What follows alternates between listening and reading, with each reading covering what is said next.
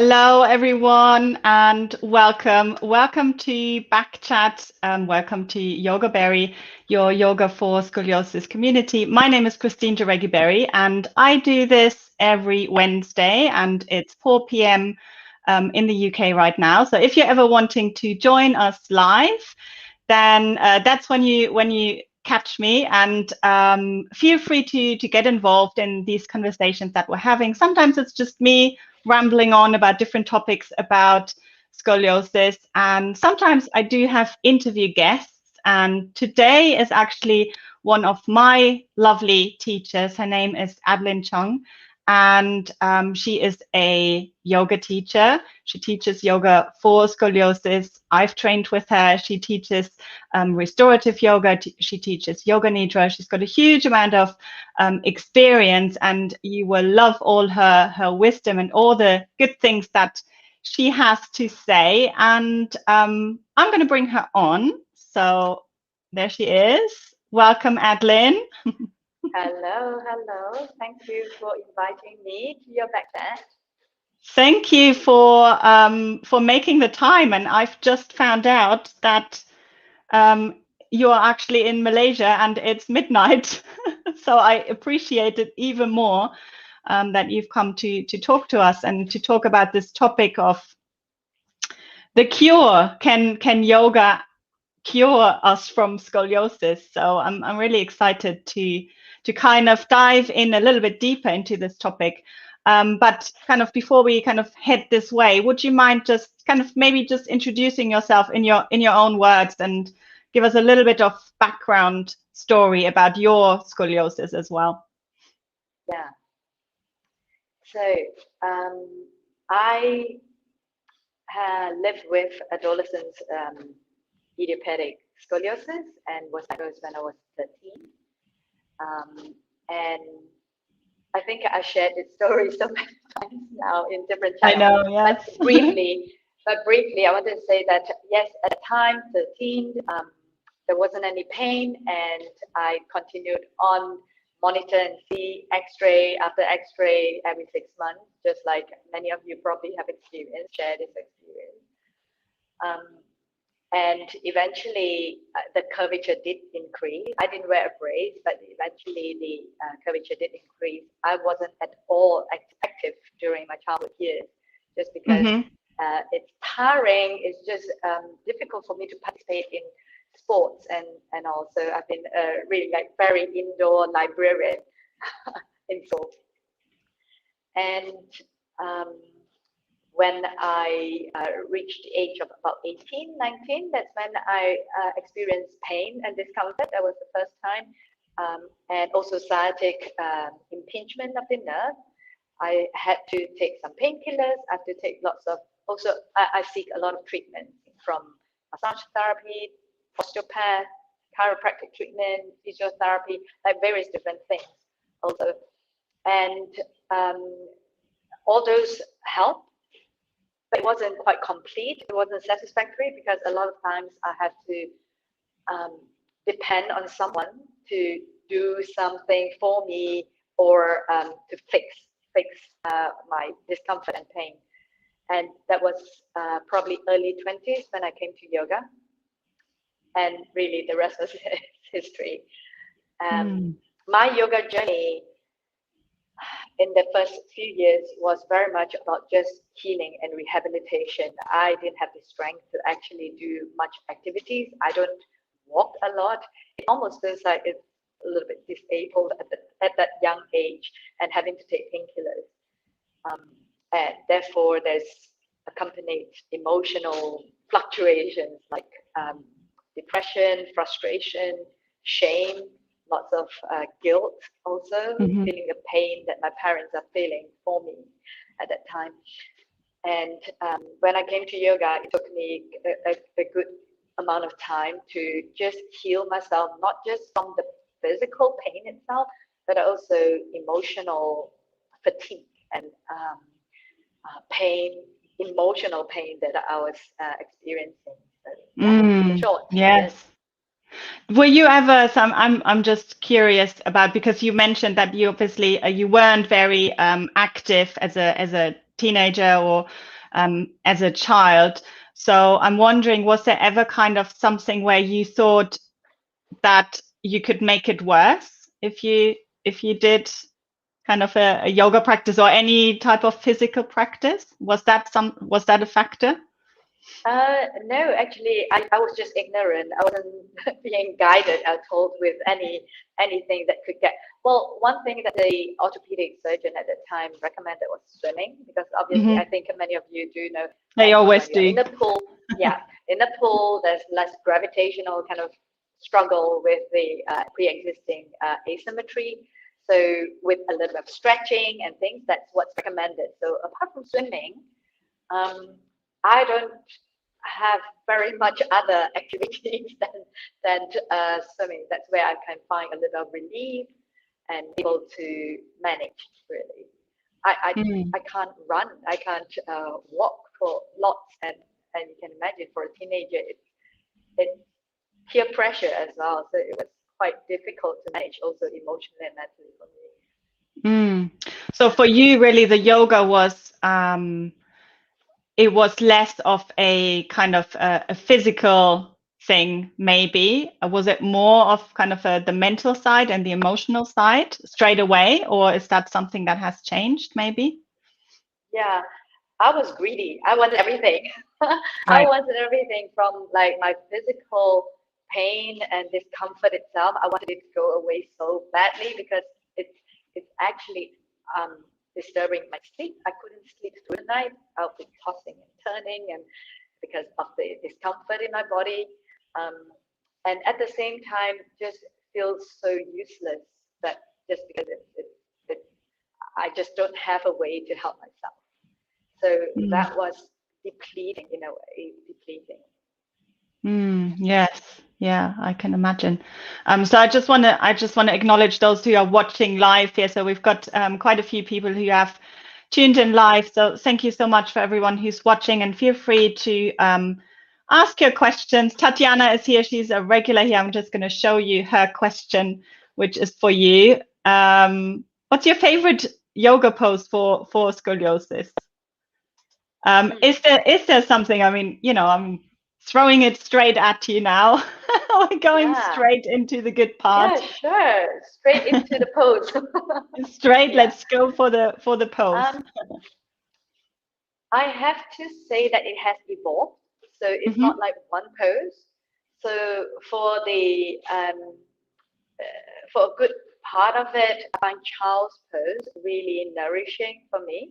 Maybe Hmm. there's also that emotional component of being held and being in that supported and secure place that I can Yeah. be with myself, but also giving space along the back and able to finally have some breathable space along my posterior cane. Hmm. And then at some point was lots of inversions, but supported inversion, because that just feels good to decompress from gravity, from all the upright position, sitting, walking, or standing.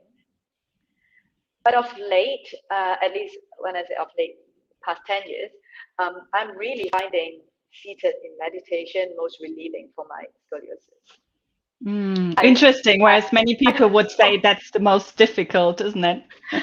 I actually felt quite initially I couldn't figure it out either, and I was trying to figure it out here, but that was what my body felt, and I was trying to think like, what is it in my meditation seat? What is happening that any other position, or when I'm moving, when I'm downward facing dog, or stretching, and it what I notice is in that moment of stillness, when energetically my my energetic spine is aligned more than just my aesthetic spine in the x-ray is aligned, I Hmm. find the most relief in that position, that I could just hang out there and stay for an hour sitting, and I just don't feel my spine.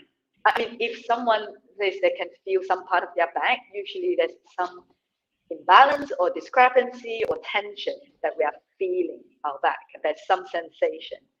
But when seated quietly, when I'm able to just settle into that moment of stillness and allow that free flow of energetic alignment of my verticality, some call it chakra, some call it like just energetic flow along the midline. It's just most easeful for me. So yeah, so that's. I think there will be a lot of people now who will think like, oh my God, sitting, I can't think of anything worse than sitting for a long time. It has evolved. Yeah, after that it has evolved. So I often say, especially practicing with scoliosis, that if there is one thing I'll say in terms of physical, really take time to sense and feel into the body so that you can be sensitive to the energetic alignment of the integrity of the whole being expressing the pose, rather than just about the isolated parts of the body. It is important to understand that initially for cognitive understanding to satisfy the mind. But for me, when I practice, the energetic alignment supersedes the physical aesthetic look of it. Like if I were to measure it with a measuring tape or something, how many inches with the foot to turn to the right or left and things. And that gradually navigates me into actual symmetry, actual aesthetic symmetry itself, the energetic alignment itself. Do you feel that your, you already said that your yoga practice has changed. Do you feel that there is kind of a typical pattern that people with scoliosis seem to be going through, that there seems to be a kind of wanting to change it or wanting to kind of understand it maybe or change it and then kind of evolving from there? So do you feel that there is a journey that people kind of follow? Yeah, I've met many students now. It really depends on the motivation that they came to yoga.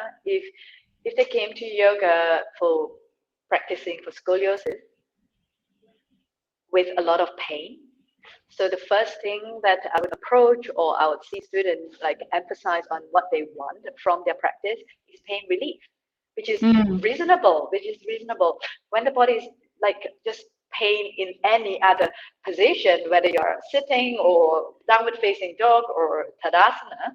The first thing I really want is just give me one or two things that would just relieve me, just so that I can breathe. Yeah. And of course, if another person who come to me and say that actually my professional job is this, or probably I'm a mother of three and my working with scoliosis is this, and then I would really want to incorporate and focus on the posture. Like, how are you managing yourself in terms of your daily posture? How are you carrying your child? How are you, like literally very practical daily things that they could actually access without having to like roll up the mat and spend 1.5 hours of sun salutation and all. So it's very personal. Yeah, it is, isn't it? So here we've got a question about pain here. I struggle with quite a bit of pain in my shoulder, upper back and neck, also noticing lots of knots in my muscles. Any suggestions about this? Muscular knots. I saw that, those two words at the end. Yes. I mean, there was a kind of a follow-up on this. Oh, okay. Do you have any suggestion on how to work on lessening all the muscle tension?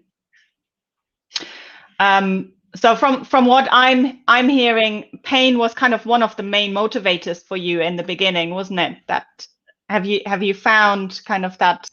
I mean, I would imagine that you have, but I'm still going to ask you: have you found a strategy or a way of dealing with those kind of things that come up, maybe from an imbalance or tensions or muscle knots or whatever you want to call it? I can say how I have approached it, and hopefully that would inspire some of our viewers, audience here as well, and listeners. The first thing is I when I no longer see pain as an enemy that I need to get rid of, but rather to have an inquisitive mind and curiosity to ask that part of the body. For example, someone mentioned the shoulders a moment ago, and ask, like, what exactly are you trying to tell me? Are you trying to tell me that the position I'm in right now is straining you? I mean, talking to my muscles, talking to my body. Or are you asking me to give you a back rub massage? Are you asking me to stretch you? What is it that you want from me? And when I have that relationship with my body, then I'm more interested in finding, like, does it work this way for you, or does it work for you to stretch it right now? And that really gives me a sense of empowerment. But at the same time, also, I feel that I actually have the answer within myself. Even if a student come to me and say that, okay, I have shoulder pain, I often would ask her, like, can you tell me where it is? How does it? I don't know. Having taught for so many years with scoliosis, students with scoliosis and all, I don't know what exactly the pain is saying. Only the person living, the body of that person, and the person would know, or could describe that level of intensity and what is actually asking for relief. So I might try a few things. If someone and this, you asked a question earlier also about the stages of people moving through. So one of the things is also, of course, body awareness, that sensitivity to be able to, in yoga classes where we often hear teachers say, listen to your body, but what exactly does it mean, and how do we listen? What exactly are we listening? Yes. It's slowing the practice down so that you have a chance, so that your body has a chance to express itself. That's what we're listening. Of course, there's the sensation itself that shows up. Of course, if there is any anxiety that's showing up, as we attend to that, as we listen to that, okay, there's a sensation here, how intense it is it a frequent repeated sensation, or is it something that has just happened because I've just turned and moved in a certain position? So reading sensation and understanding the language of the body, which is sensation essentially, it's one of the key when working inquisitively with scoliosis. Yes. And I find that yoga is it very much encourages this, the self-study, the self-inquiry, and I don't know, maybe that's the way you teach, and obviously I have trained with you, so that's kind of from where I'm coming from now. But that has always been kind of one of the most important aspects for me to create this awareness, whereas in other kind of whatever in other classes or other kind of forms of exercise, it was often about, here are the things we're going to do and you follow them, and okay, if it hurts, you don't do it. But there wasn't kind of this kind of amount of let's see how would this feel like, and this permission as well to kind of move maybe some slightly different to what a teacher would, it's not one way is for everyone, but different, giving people different options as well, isn't it, of moving? Yeah, definitely. And what you mentioned is more like prescriptive instructions and yes. But I wanted to ask you about, let's talk a little bit about so we've got the pain bit kind of covered. I think most of us can agree that yoga is very useful in kind of dealing with sensations, and there's a lot of different ways to kind of deal with pain. What about the appearance of scoliosis? So this always comes up, especially if people have got a thoracic scoliosis that is very visible. Like my scoliosis is more of a lumbar curve, so you can't actually see it very much from the outside unless and then unless I'm in a swimsuit or something. But there are obviously people who have got quite a pronounced rotation in the rib cage, and it's really something visible. Do you feel that this is something that yoga can help with? In terms of improving the aesthetic of it?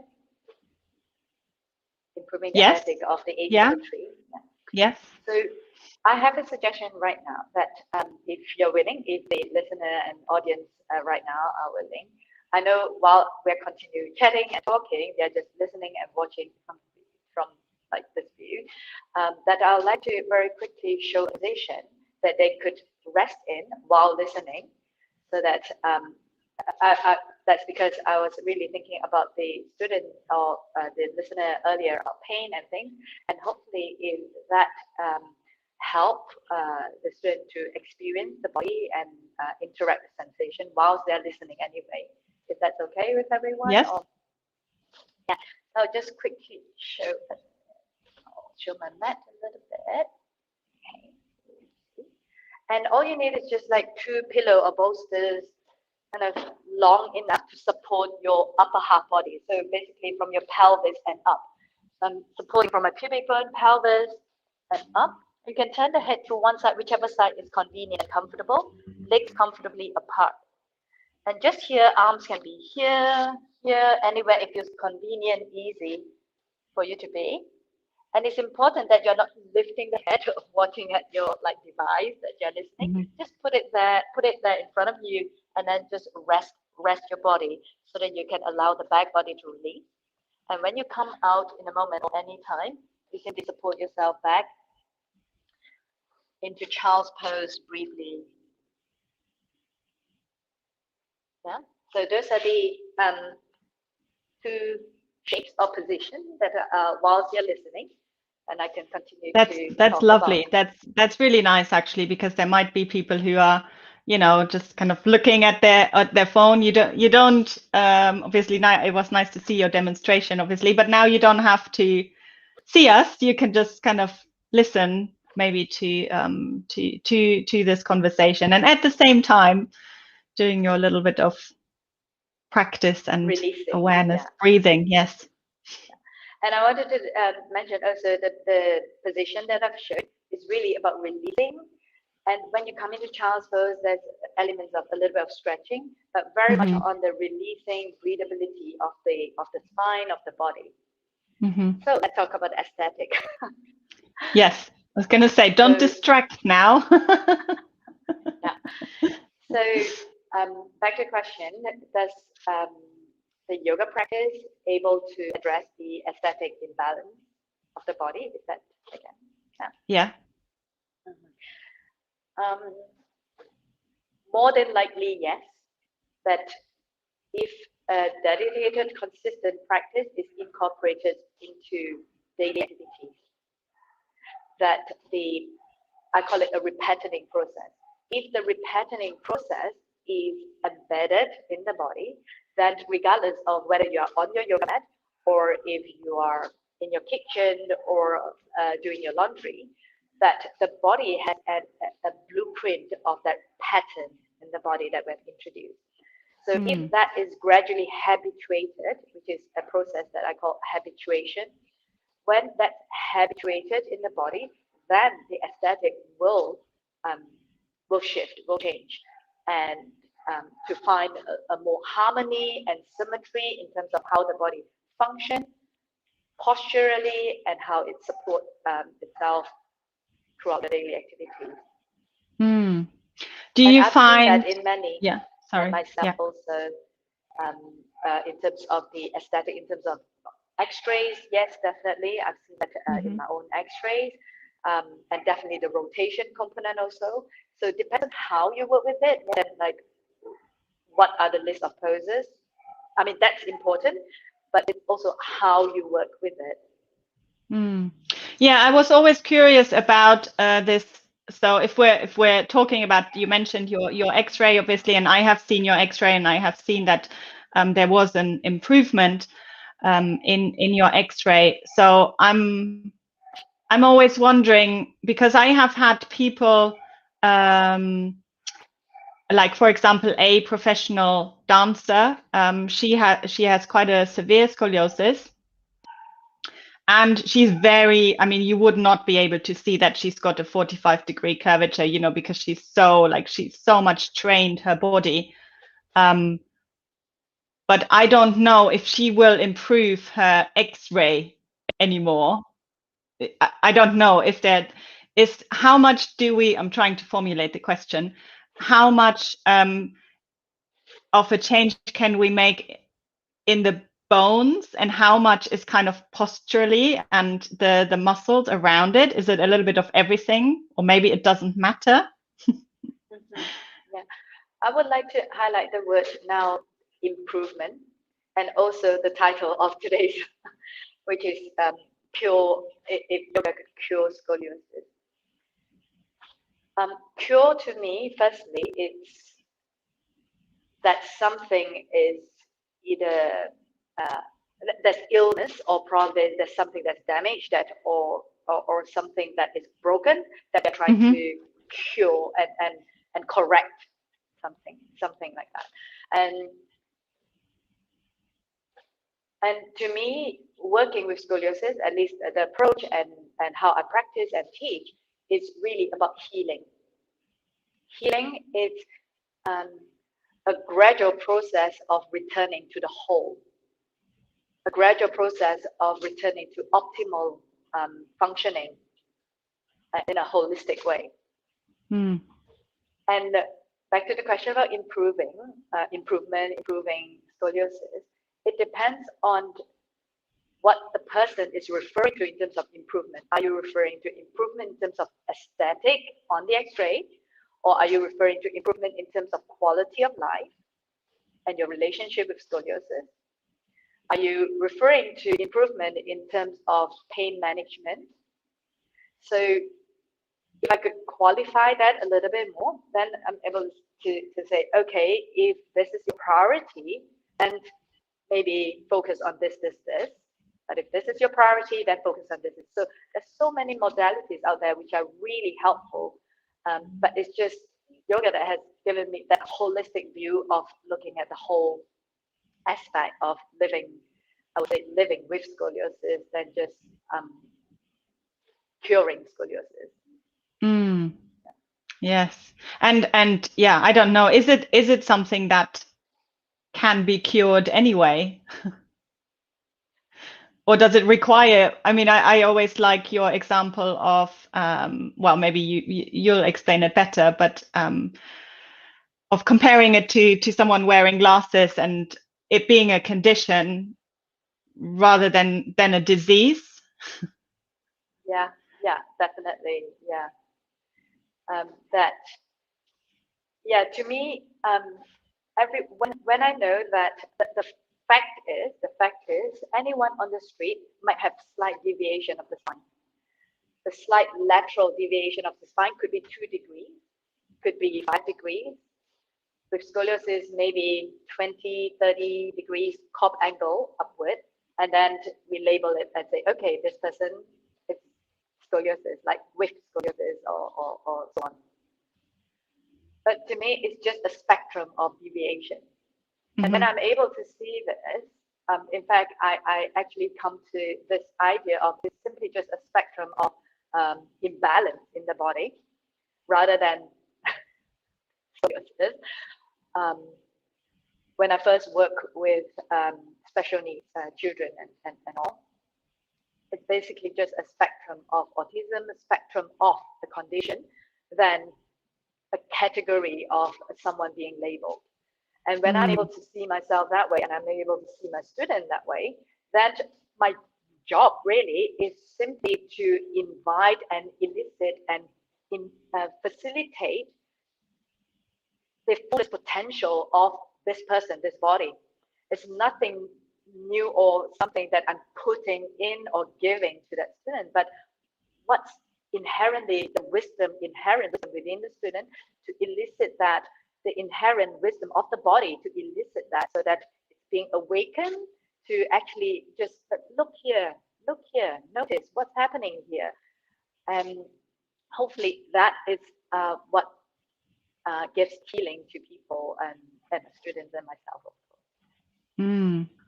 Let me see. I've got loads of questions coming in here, so let's see if we can bring some of these up as well. So Imogen saying, hello, I've had spinal fusion, was wondering if you would suggest any exercises to strengthen the back muscles. Anything? Yeah. So firstly, I'd like to ask Imogen, yes. Yeah, Imogen. But was it an idea that someone somewhere that you read about strengthening the back muscles would solve what you're intending? Or maybe you can share with me what's your intention? Very good. Is it yes. really about strengthening the muscles? So I just want to say, where did that idea come from? Or is it just in general, people say that when you have a back condition, strengthen your back? Yeah. Okay. We'll let Imogen answer this. There's always a little bit of a delay. We've got another one here about how much time, to be able to sit like Adeline in meditation and not feel our backs. How much time do we need to invest, and how often do we need to practice to get a benefit? As much as you need, and it's the appropriateness of the practice. So I wouldn't say that I would spend 2-3 hours a day on the mat, but what I do say that I would practice is I practice 24 hours. I practice 24 hours because it is in my walking, it is in my sleeping, it is in how I stand up in front of the kitchen counter and whilst I'm working with things. I'm aware of it when I'm working on my computer to self-adjust, and that's my practice throughout the day. So if you're, then I know it's a little bit tricky for me to answer it that way, but if you're referring specifically to on the mat practice, it also depends if there is any pain, if there is any discomfort at the moment that needed more time to unravel, to dismantle the tension, then that would be my priority, to spend at least 15 to 20 minutes as often throughout the day to modulate the tension in the body, and also pertaining to the earlier question about knots and muscle in the muscles, to modulate the tension, so that at least when I go about my activities, that I have a more neutral posture for me to continue my daily activity. So as often as you can manage, in small doses, little and often. Yeah, and then there's another question from the same person here. So obviously interested in fusion. Do you recommend to do the same approach for somebody with fusion? I have fusion on the upper back. Can I improve the unfused part with yoga? Qualifying the word improve. Is it improving the curvature, pain, discomfort, aesthetic? So I'll just say in general, we can in general improve whether it's fused or unfused sections of the spine.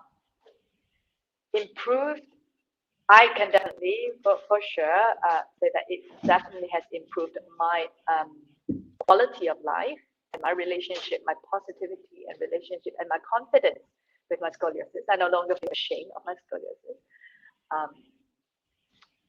And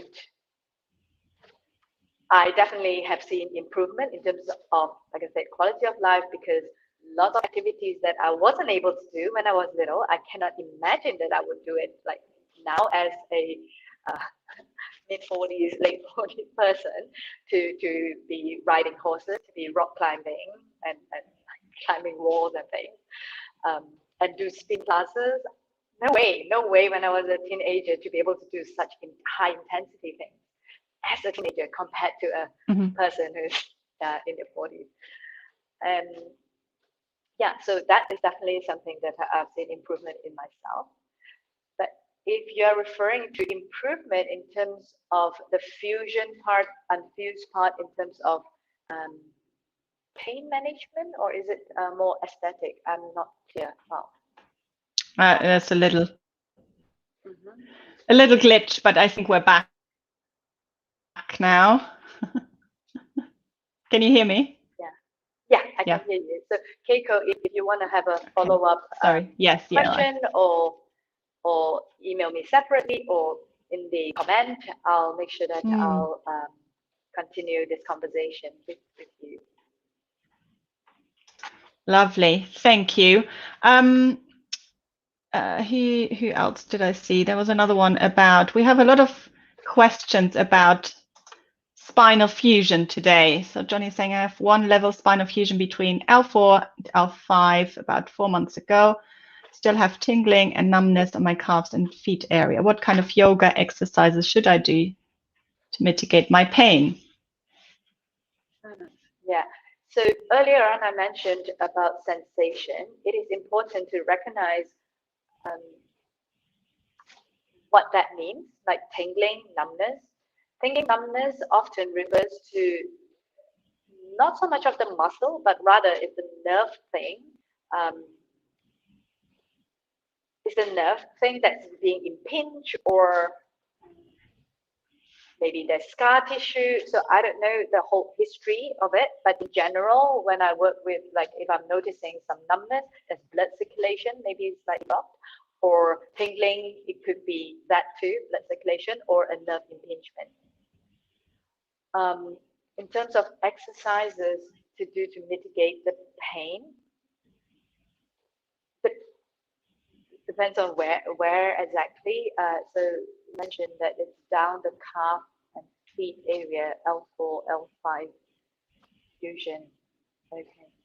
I would probably work with very small range of cat-cow, pelvic tilt, especially in that section of lower spine pelvic tilt. And when I say small, it's small. I'm talking about not a big like cat-cow, but rather just this. Yeah. So with impingement and numbness, I'm really thinking about allowing a little bit more movement to release the area, and then breathability in the area for cellular restoration. And that is one huge part that I do bring into working with scoliosis, which is at a cellular level of repatterning and restoring the inflammation and all. Great, thank you. I wanted to ask you about you know of the work and the research, obviously, of Dr. Fishman, who has got he kind of developed like a little method almost of treating scoliosis. And he's recommending, for those of you, I have interviewed him obviously on this YouTube channel as well. So a lot of you who are watching and listening, you know of his work. What do you kind of think of this approach, and is it something that you kind of use or practice in any way?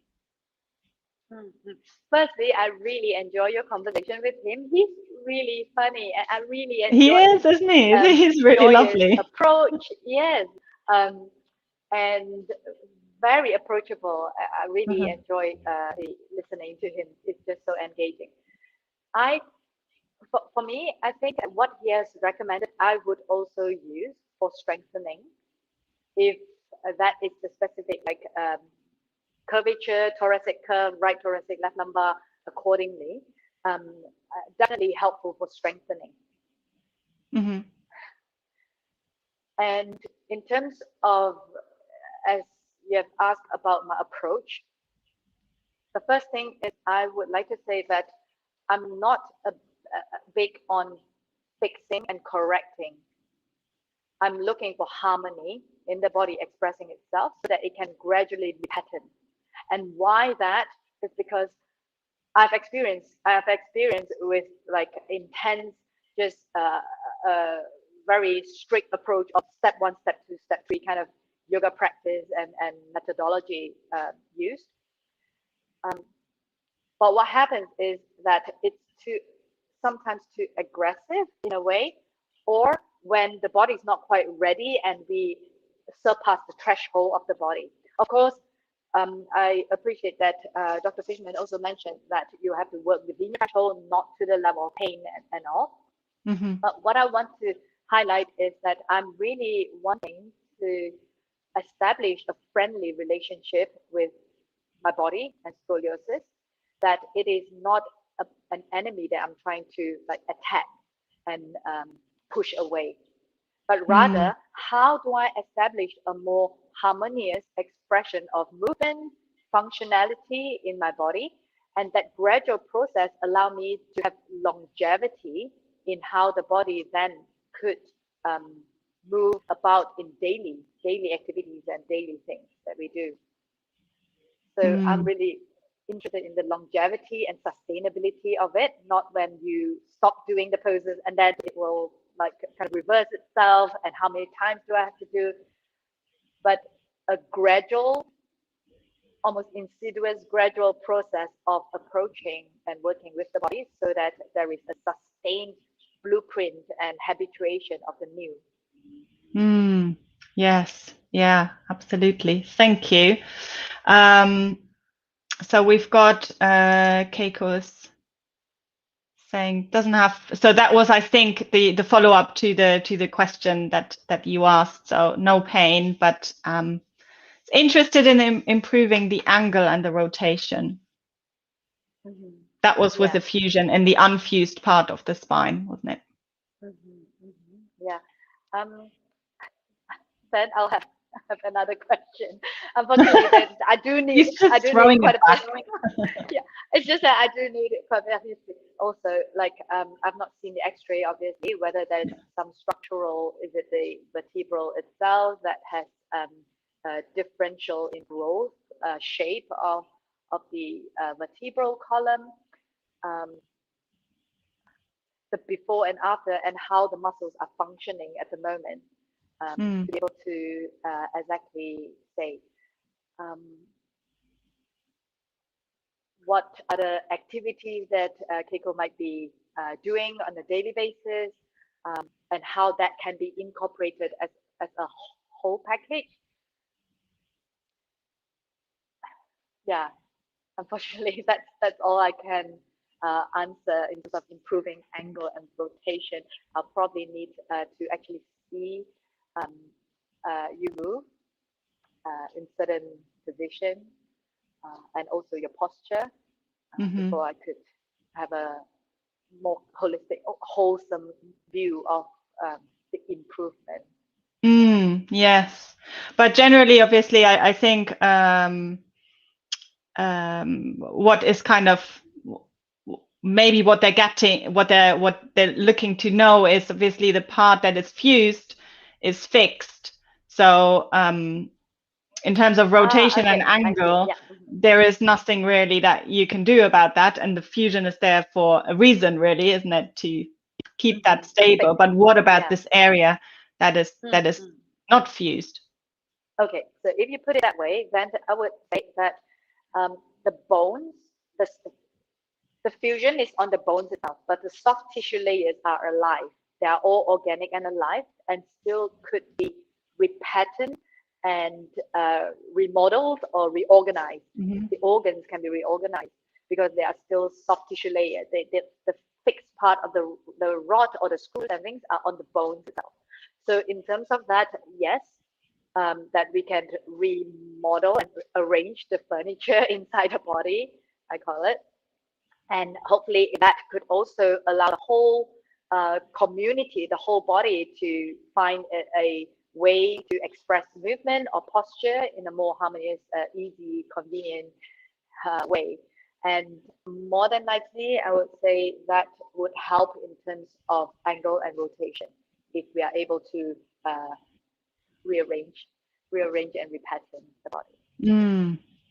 Great, thank you. Tell us a little bit about, I know you've got a course coming up, obviously, but I know you've got a little free session before that as well, isn't it? For anyone who might be really interested in learning more about your more holistic approach. When is that happening, and what can people expect from that?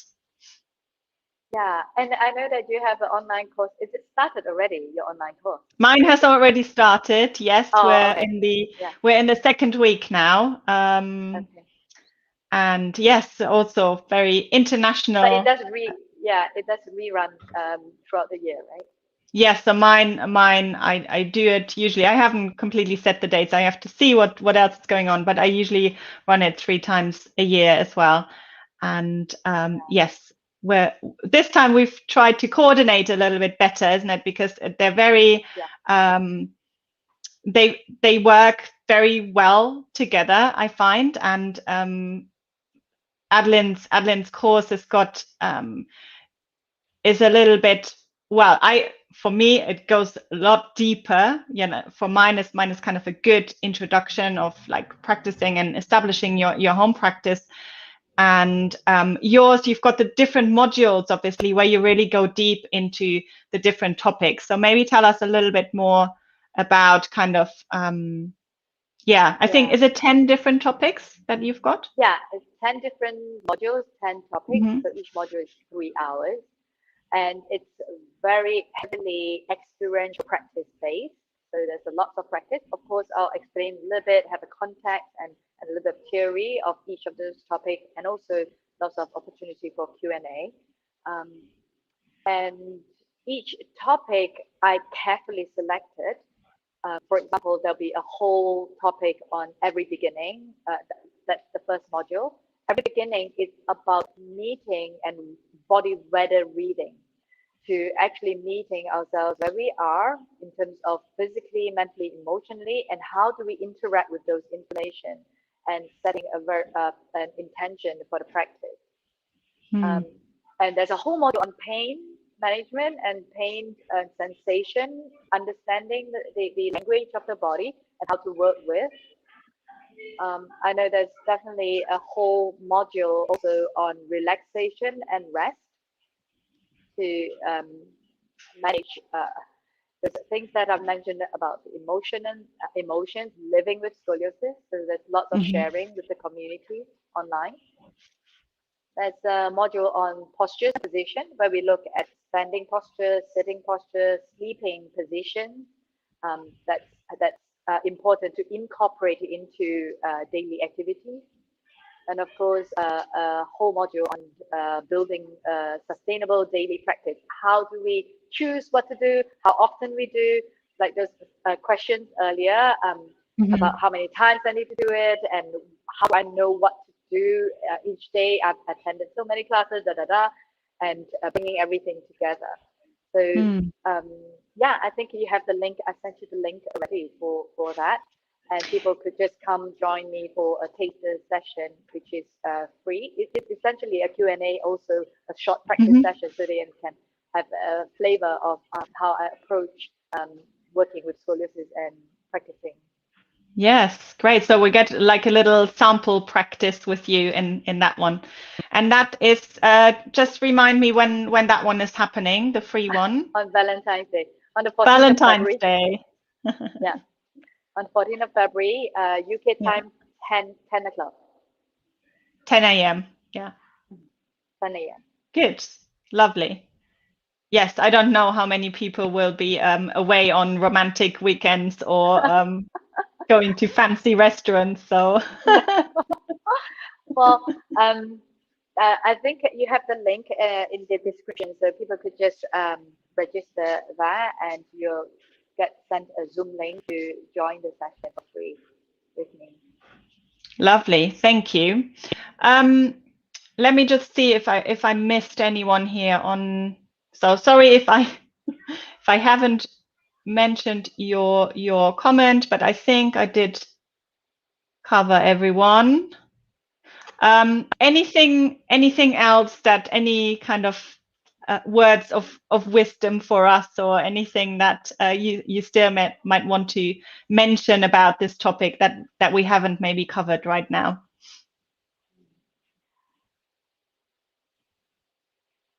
One thing I hope to be able to inspire some of you is that from a person living with scoliosis, with very little activities, hope as a teenager, with all those emotions that I've shared with you all, that now today I can stand here, and I mean, I'm sitting, but I could just be here and say that I love my body. I'm proud of my body, and if it's not because of this condition that I have, I would be having this conversation with you all. I am really glad to be able to be in this community to share what I've been through, my experience with as many. So there is hope.